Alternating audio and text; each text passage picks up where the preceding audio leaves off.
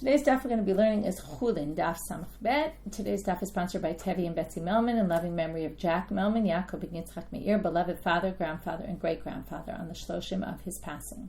Today's daf is sponsored by David Gower for the refuah shlema of Beryl Gershon ben Gershon and Ruth bat Rivka.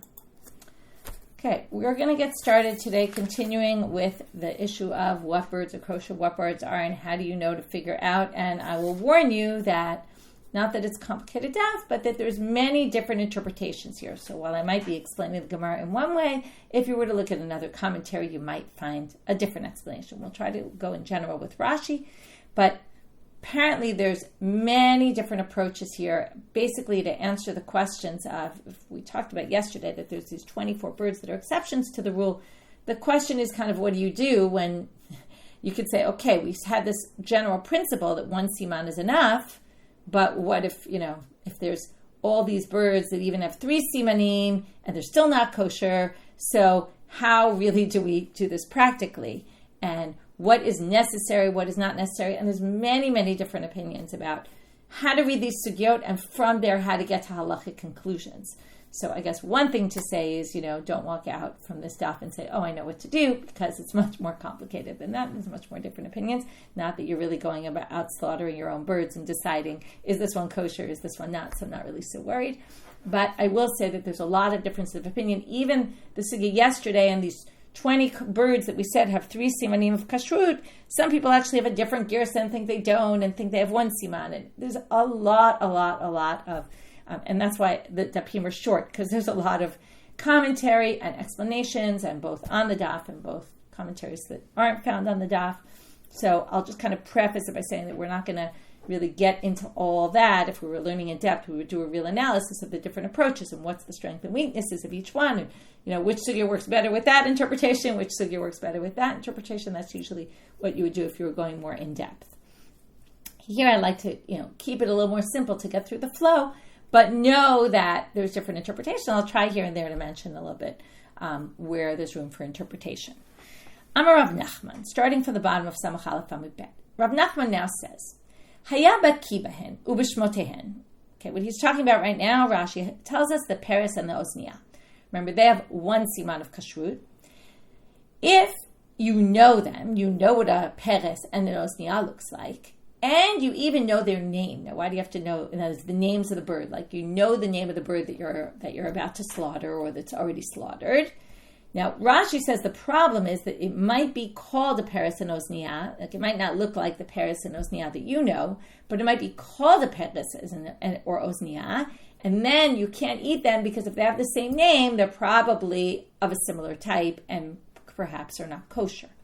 So if you're baki and you know them and you know the name of the bird and you know it's not peres and ozniyah and you know that it's doesn't look like the peres and the ozniyah, then of haba b'siman echad tahol. Because remember, according to the way we read the Gemara anyway, the peres and ozniyah have 1 siman and they're not kosher. But that's just an exception to the rule, right? The rule is any bird, right? Remember, according to what we read yesterday, what we learned, all the ones listed, those 24 birds, or 23, because the nesher is not the exception to the rule, the nesher is the rule, right? If you got one thing out of yesterday's daf, the nesher is the rule, and the rest are exceptions to the rule, right? The nesher taught us that if it has no simanim, it's not kosher as long as it has 1, obviously, or 2 or 3, it's kosher. Unless it's one of those 23 other birds. So now, if you have an of with siman echad, it's tahor. That's basically based on what we said yesterday, as long as you know for a fact it's not a peres and ozniyah. Lo haya baki bahen ubishmotehen. But if you're not, and on this we're going to have a machloket soon, but he says if you don't know them, you're not sure what a peres and ozniyah looks like, and you're not sure the name of the bird that you're about to eat, bisiman echad tamei. So then if you know if it has 1 siman, that's not good enough because maybe it's the peres or ozniyah.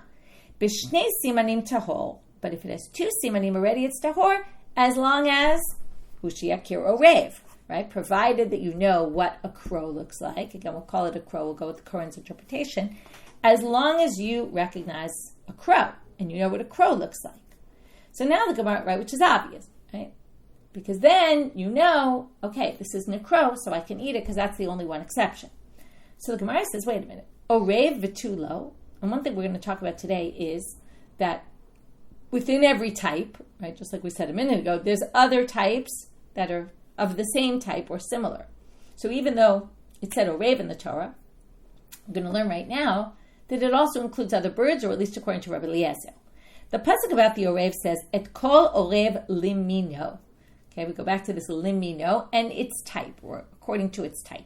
Now this seems to imply that there's other birds that are like an orev. They have the same two simanim, and yet, or maybe not the same two simanim, we're going to get to that in a minute, but that are similar to the orev, let's call it from the orev family, and are also going to be forbidden.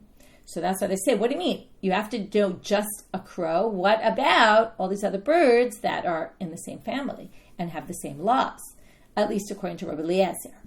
So v'tulo, and no other ones. You don't have to recognize any other birds if you want to eat this bird that has two simanim and doesn't look like a crow. V'hatanya, doesn't it say in a braita, orev ze orev? Okay, when the Torah says orev, it means the crow.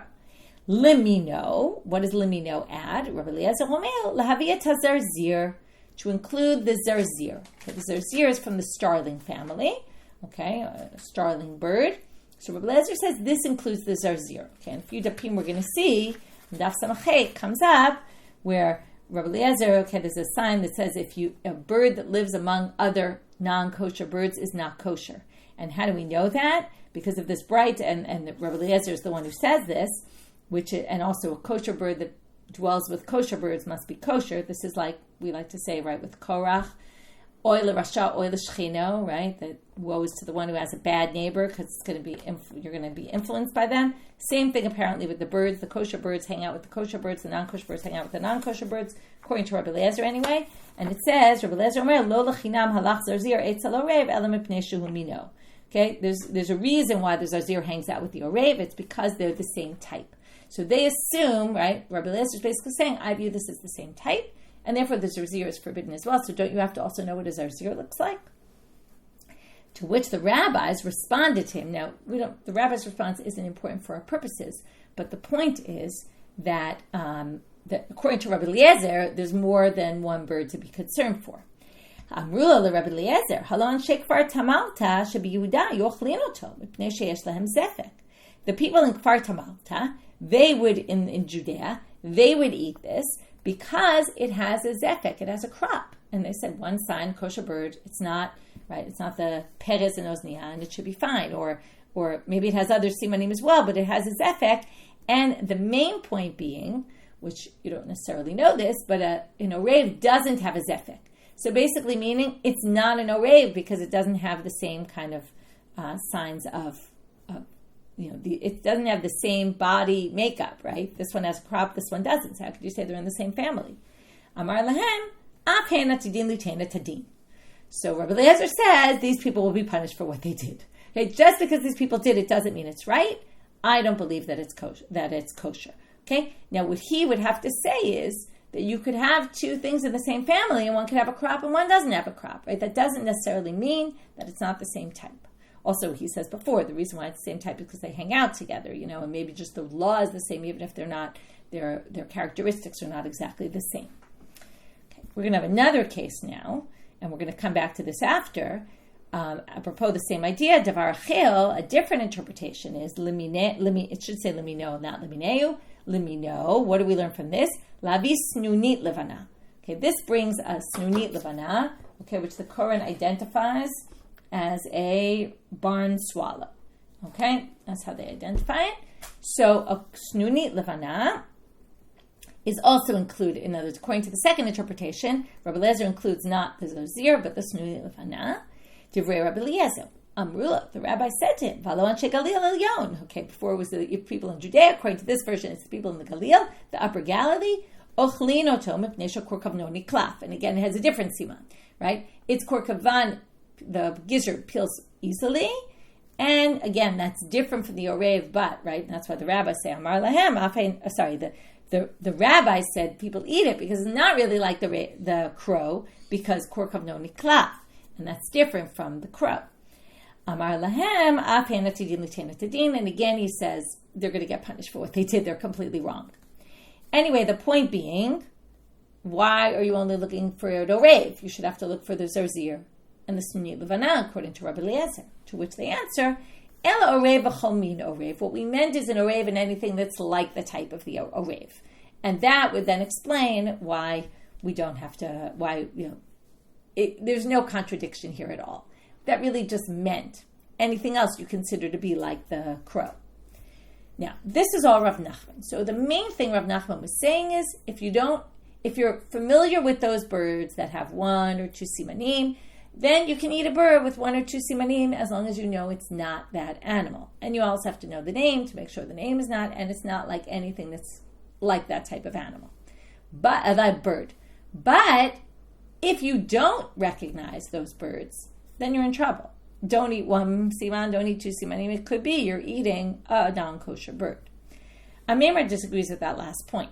Amar Ameimar, hilchata, the halacha is, the problem is he says the halacha, so you're going to get straight halacha, but you're not, because this sentence is open to interpretation. Rav Ameimar says, Of haba b'siman echad tahol, v'hu de lo doreis. The simple reading seems to say, I'm going to go here with the simple reading, and then I'm going to read you Rashi, because Rashi is not the simple reading. If you have a bird that has 1 siman, doesn't matter what siman, it's tahor, it's fine, as long as it's not a bird that's a doreis. Okay, as long as it's not this predatory bird, which again we had different interpretations. I'll go back to there in a minute or two. But the main thing it sounds like, as long as it's not a doreis, that's number one. You have to deal with that. If it's a so basically what he wants to say is forget about having to recognize. It's fine. You don't have to recognize. If it's a a peres, ozniyah, orev, doesn't matter. As long, or particularly the 1 siman would be the peres and the ozniyah. If you don't recognize them, it's still fine, as long as it's not an of doreis and it has 1 siman. Okay, like the cork of noni klaf, or the crop. Okay, one of those, the other simanim, or the extra digit. But Rashi doesn't interpret it that way. Okay, Rashi says, it's a very interesting interpretation.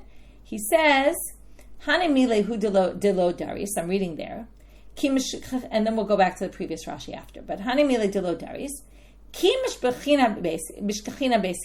if you find 1 siman in the bird, michazkina lebe tahor, you can assume it's kosher. Kol kama de lo chazina le de doreis. Very interesting interpretation. He says, as long as you don't see that it's a doreis bird. In other words, you don't have to know for sure that it's not doreis. You just have to not know that it is a doreis. You understand the difference? If I know it's a doreis, it's definitely a problem. If I don't know, what I don't know doesn't hurt me. He's kind of saying that. Okay? I don't know that it's a doreis, but I also don't know that it's not. It might not be a doreis, so I don't know. But it's enough. If it has 1 other siman, that's sufficient. That's a big nafkamina lahalacha, right? I don't have to go searching and figuring out, is it a doreis or not? Okay? As long as I just don't have any indicator that it is a doreis, that's sufficient. Why Rashi goes with that interpretation is a good question, right? Because it's definitely not the simple reading.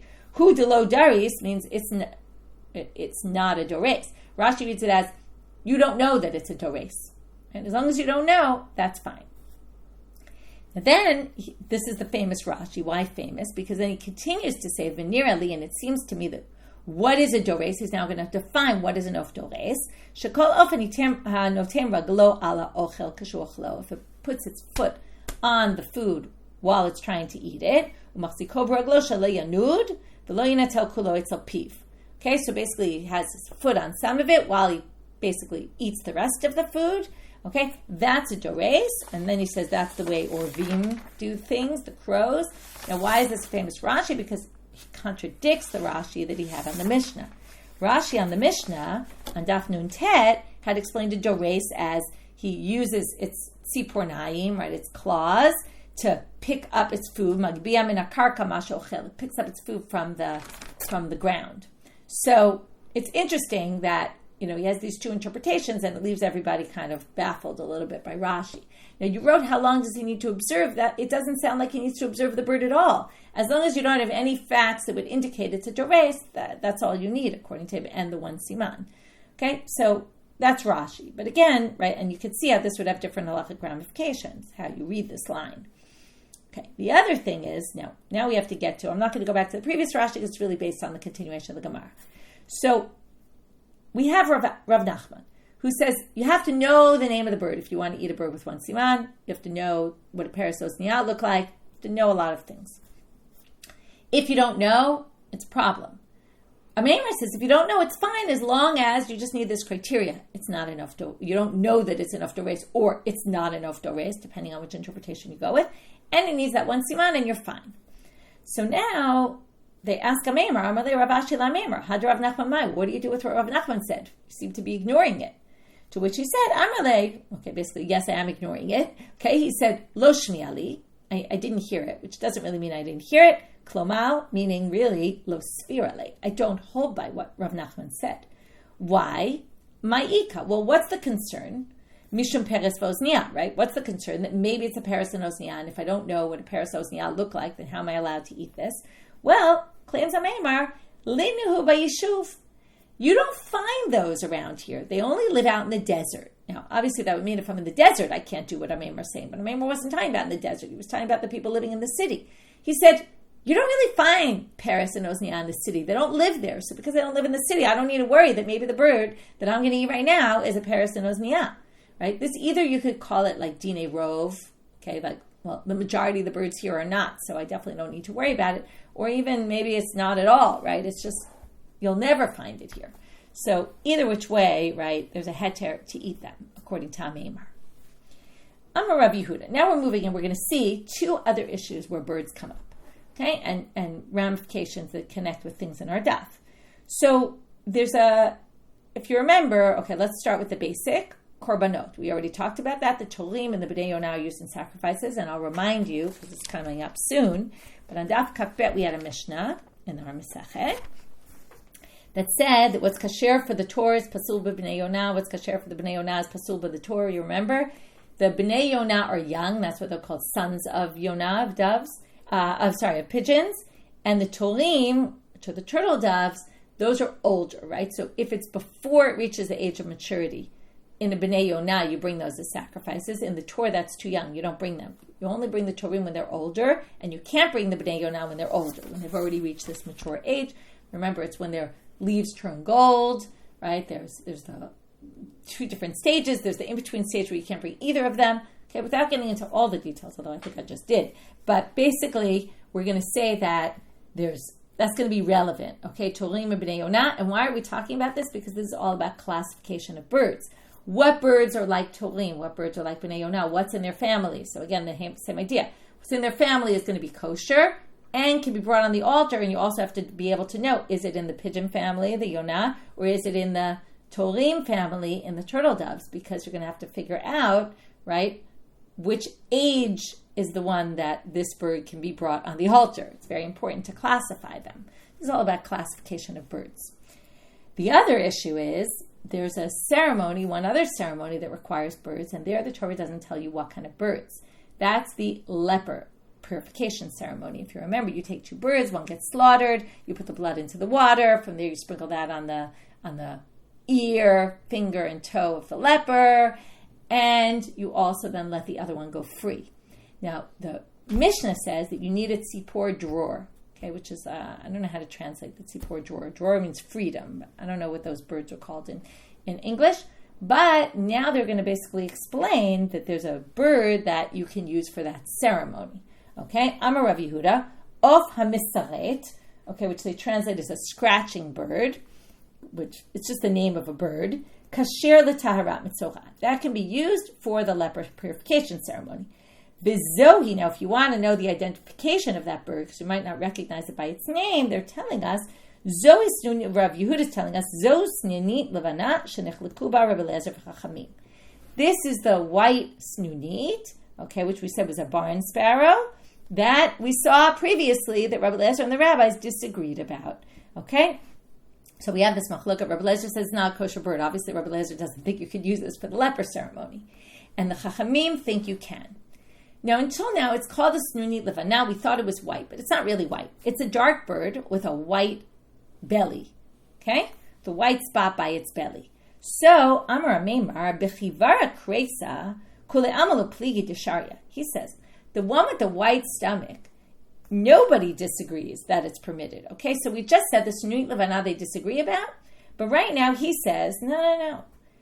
the one with the white-bellied bird, the snunit, the sparrow, is definitely not, everyone agrees that it's not permitted. Okay? Ki pligi, everyone agrees that it's permitted. So if you use this white one for the leper ceremony, and if you want to eat it, okay, it's totally fine. But b'chivara, ki pligi b'diroka kresa. The machloket, Rabbi Eliezer and the rabbis, is about this green-bellied one. Rabbi Eliezer asal v'Rabbanan shalu. Okay, so now we're going to have a bit of a problem with this, because we said, what did Rav Yehuda say? This is the snunit levana that they disagreed about, and we're now saying snunit levana they don't disagree about. They disagree about the green one, according to this interpretation. So we'll come back to that soon. Marzutra matnehachi, but Marzutra had a different interpretation. What did he say? No, everyone agrees with the green-bellied one that it's forbidden.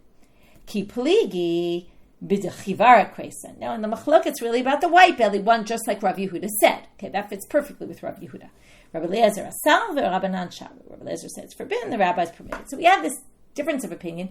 Clearly, the green is more likely to not be kosher. The question is the green a machloket and the white everyone agrees is fine? Or is the green completely no good, according to everyone, and the white one there's a machloket about?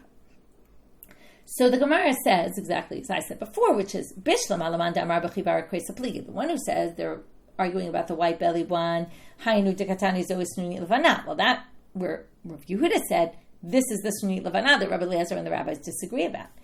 Ela alaman da'amar b'diroka pligi.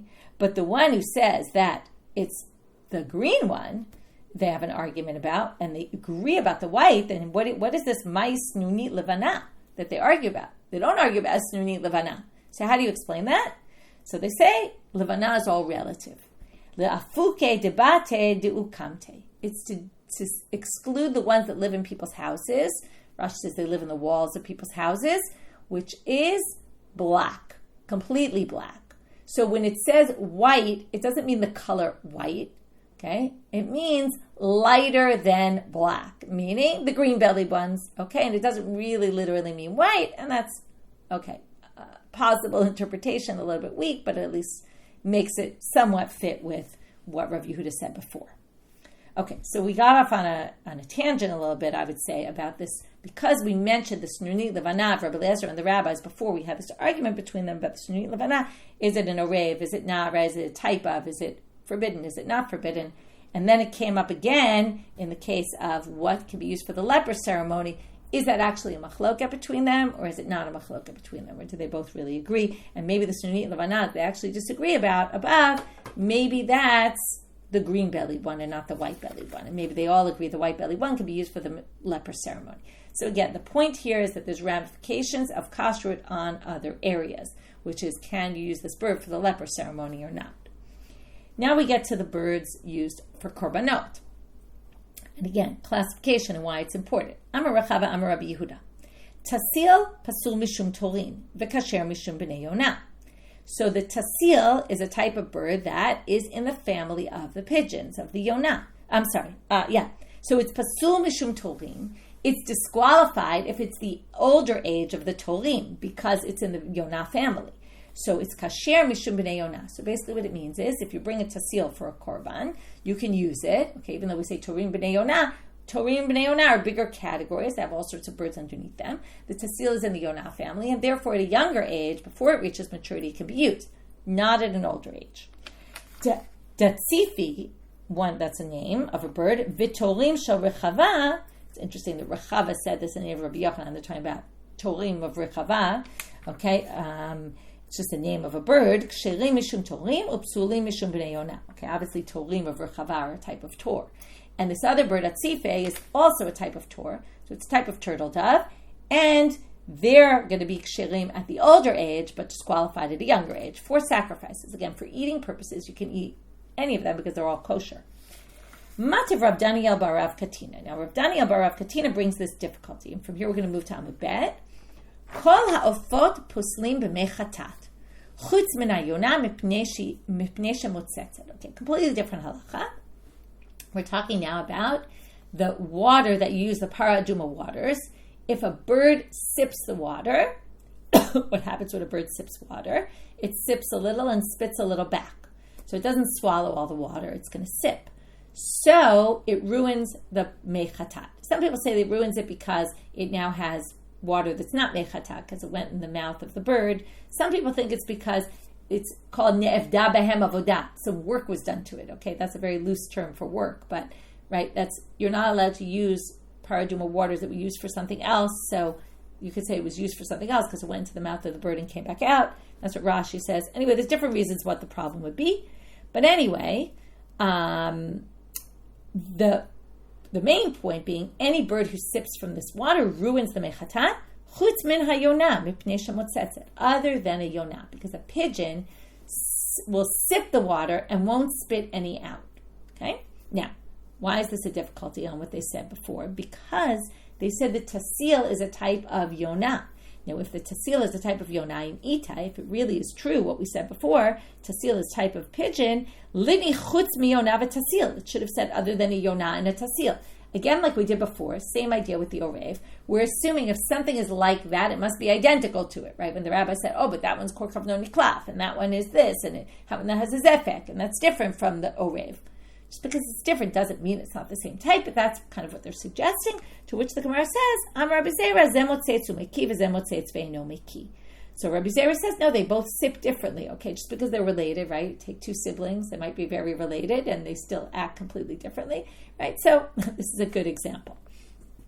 Okay. Amar Rav Yehuda. Hane kushvini tzutziani. Okay, we're getting into lots of names of all of the birds. I'm not going to identify them all, but if you're interested, the Koran tries to, because nobody really knows exactly. I mean, some of these are more likely known and more likely not known, but they have a whole section on a bunch of these birds that we're going to get through today. But Hani kufshani tzutziane ksherim legabe mizbech. Okay, this is again a type of ve'hein hein torim shel rechava. We had this mentioned before of the torim of rechava.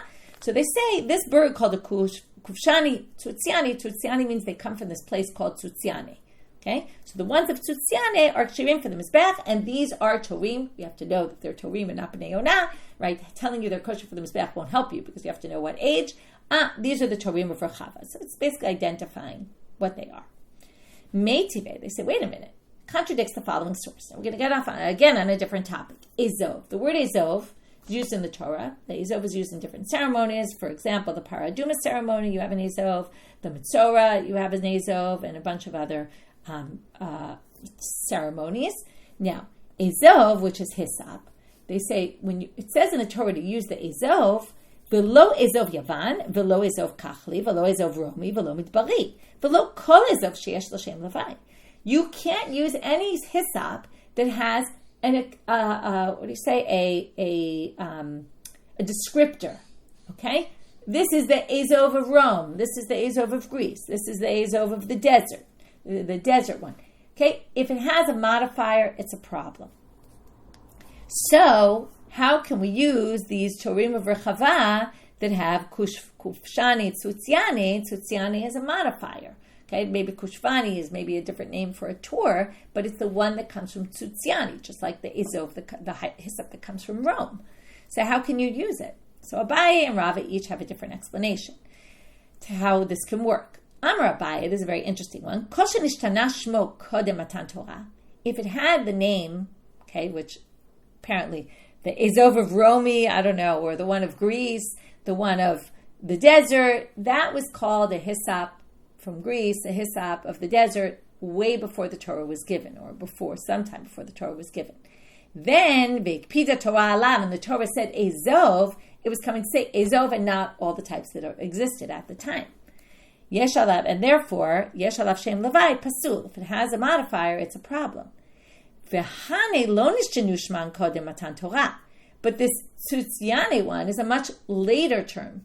Okay? That place either didn't exist or nobody was talking about it. And the fact that they say this bird came from tzutziane, it's the tzutziane bird, that is not a problem because at the time of the Torah, that was just a regular bird. Later it became known as the tzutziane bird, but didn't have its name then, and therefore it wasn't excluded when the Torah said torim. Rava Amal, different explanation. Hani kufshani tzutziane ba'atrayu stama karilhu. Okay, this I couldn't think of a good example, but I'm sure there's a lot of good examples. The people who live in Tzutziani don't call it the birds of Tzutziani. Okay, when you're in the place, you don't say these are the Roman, okay, the problem with the Roman is, what about the Roman Azov, the Roman hyssop? So the commentaries say, they must call the Roman hyssop, in Rome even they call it the Roman hyssop. Okay, and the Greek one, they call it the Greek hyssop, even in Greece. But these birds in their native town area, their native region, they're just called torim, or that word that's used instead, which is kufshane. But they don't have the modifier. So if they don't always have the modifier, then it's not excluded, because then it's really just a typical tor. Okay. Amar Rav Yehuda, Hane kraze debe chilfe sharu, udebe krave asire. Okay, here's another case where we have completely different interpretations. Rashi thinks that we're talking about kraze is a type of, it's a grasshopper. Okay? How we got to grasshoppers when we're in the middle of the birds is an excellent question. Maybe just because we're talking about names, so we're talking about we're going to have grasshoppers that are known to be living in the debei chilfe are in the shrubs, and debei krave, again, there's different interpretations. Rashi says krave is, the Hebrew word kruv is cabbage, and it's cabbage patches. Okay, so there's ones near the shrubs and there's ones in the cabbage patches. Some people think that that it's not shrubs, the cabbage patches, it's other interpretations. Some people think we're not even talking about grasshoppers, we're talking about birds. So there's a lot of different interpretations how to read this and what this means. But basically we're going to say, okay, this type that's in the shrubs, let's just go with Rashi, is permitted. The ones that are among the cabbages are forbidden. And they're talking about grasshoppers according to Rashi. And you get lashes for this because of Sheretz Ha'of. Okay, this also raises questions. Why Sheretz Ha'of and not Sheretz of the Aretz if it's really grasshoppers? Anyway, maybe because they fly. Okay, we're going to leave that point aside. But the main point he's making is that you get lashes on this. Meaning it's forbidden. The one that's forbidden is forbidden by Torah law. It's not just maybe it's a forbidden type and then you wouldn't get lashes on it. No, it's a definite forbidden type. V'amar Rav Yehuda. Okay, the rest of this daf is just talking about names of birds and what their ruling is. Okay, so Tzra da Share, Barda Aser. Okay, so Tzra da Barda, they kind of sound similar. So they give a mnemonic. V'simanech, how do you remember which is the forbidden one? That Barda is the forbidden one. Bar Mineh. Bar Mineh means other than that one. Okay, so other than that one means obviously don't eat it. So you'll remember that the Barda is the one that's forbidden. And in case you weren't confused enough with Tzra da and Barda, now there's Marda. And Marda is a Sfeika. Okay, we're not sure the status of a marda. And that leads us to Rav Asi's statement. I'm Rav Asi, shmona sveikotein. There's 8 cases that are suffix birds, and this is a huge machloket. Why are these suffix? And that leads to a whole, again, ramifications for laws of kashrut. Because if these are sveiko, right, what's the issue of the suffix about them, and how does that affect other birds as well? So, anyway, without getting into all those details, but just know that there's a big machloket here. What the issue is, we'll read Rashi and we'll go with Rashi. Chuva, chuga, suga, harnuga, tushlimi, marda, umarda. That's the marda we saw before. That's why they brought this list.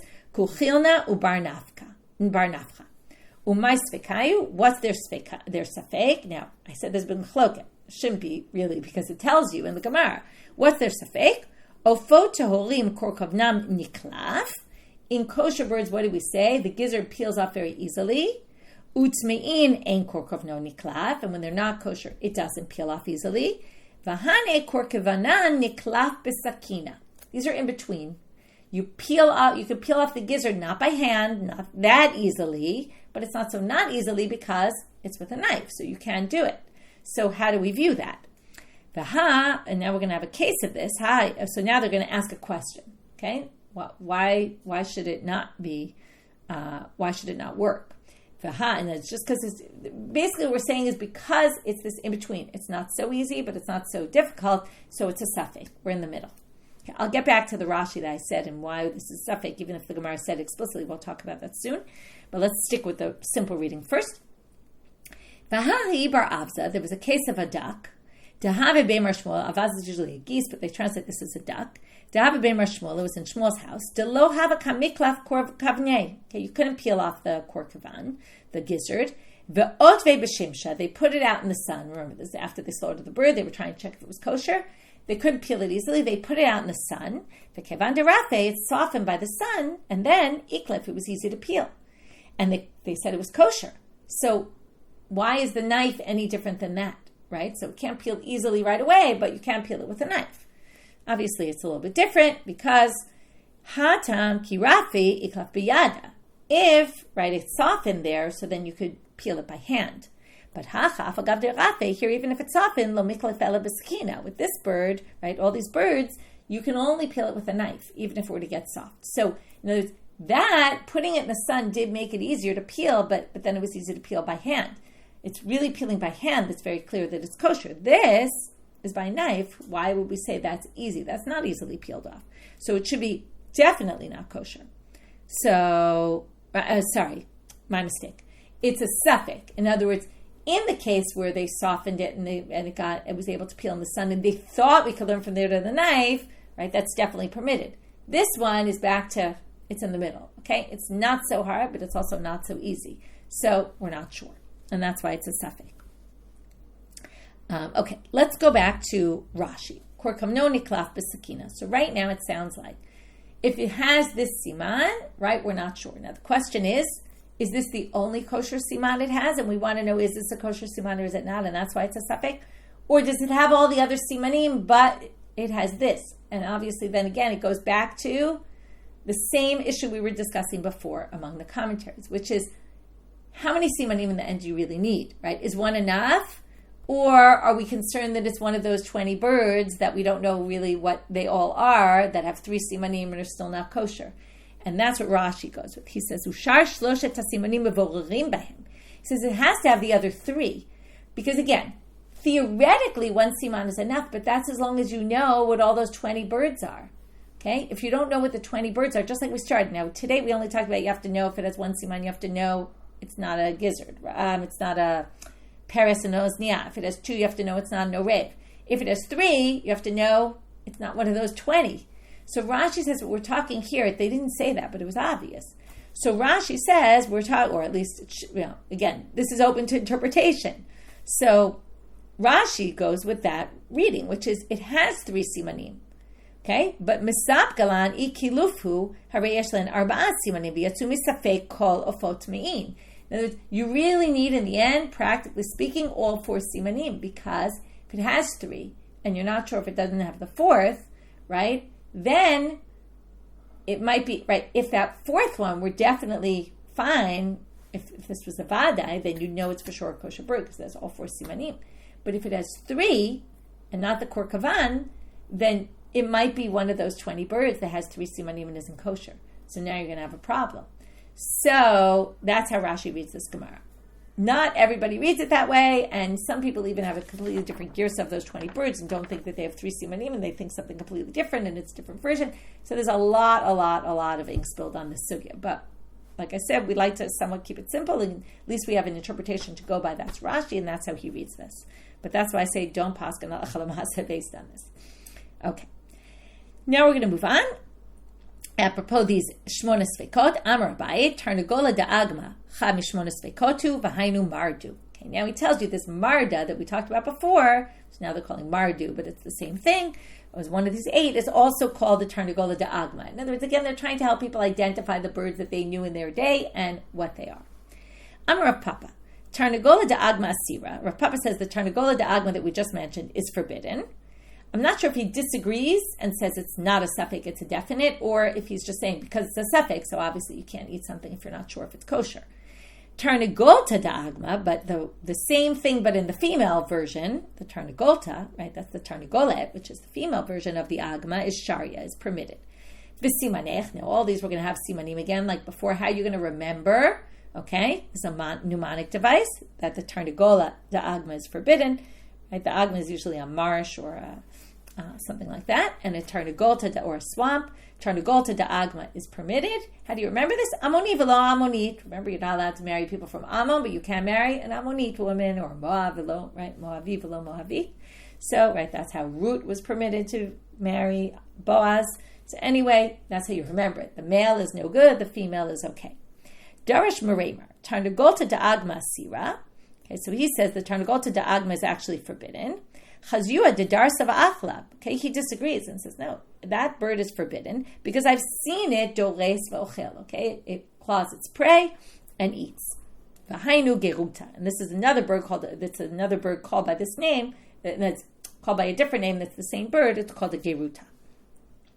Amarav. Shavur andapalta. Share. Peruz andapalta asir. Okay, we're just getting names of birds. This one's permitted, this one's forbidden. V'simanech peruz rishia. And the way you remember this is there's a bad guy that everybody knew. His name was Peruz, the bad guy. So if you remember, Peruz is the bad guy. So you remember the one that's called Peruz is forbidden. Amarafuna. By the way, I see you're asking how could the same type, male, female, one be kosher, one not be kosher. My guess is, I could be wrong, either their behavior is different, their body makeup is different, or it could be they're just called that, and they're not necessarily the male and female of the same type. Something I wasn't sure about. Maybe they're just completely different birds, and they just happen to be called the same name, male, female version. I'm not sure. Okay, next. Amarav Huna. Bunya share, parva asir. Okay, a bunya is permitted, a parva is forbidden. How do you remember this? V'simanech, parva'a amgusha. Amgusha was a sorcerer, a Persian sorcerer. And, right, we never like the sorcerers. They're all involved in this magic stuff that we kind of view as somewhat avodah zarah, or maybe somewhat in that realm, right? Machshifa lo techiyeh, and all those things are forbidden. So, parva'a, the amgosha, that was, again, a name of a famous amgosh. And basically, that's how you remember the parva is forbidden. Amra papa. Notice, by the way, they always remember the forbidden ones, right? Because you need to really know what you can't eat. Amra papa. Mardu zagi v'achil share. Zagi v'achil asir. Okay, the mardu, that zagi v'achil, now, this is its name. But its name also means it stands up and eats. Okay, the mardu that stands up, that's called the mardu that stands up and eats. That one's permitted. The one that bows and eats, Sagiv achil is called the mardu. Sagiv achil is forbidden. B'simanech, how do you remember this? Well, the bowing one is a problem because lo t'shachave el nichar. Right? Don't bow down to foreign gods. Amar Shmuel, last one for today.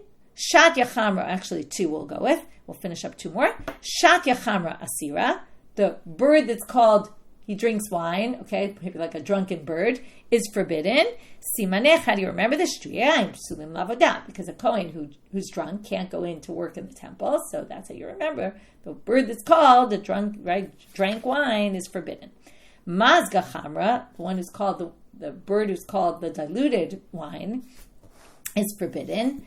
Bat mazga chamra sharia, but the one who's called the daughter of the mazga chamra, of the one who dilutes wine, is permitted. Okay, these are just names of birds. Strange why they're called that, I don't know.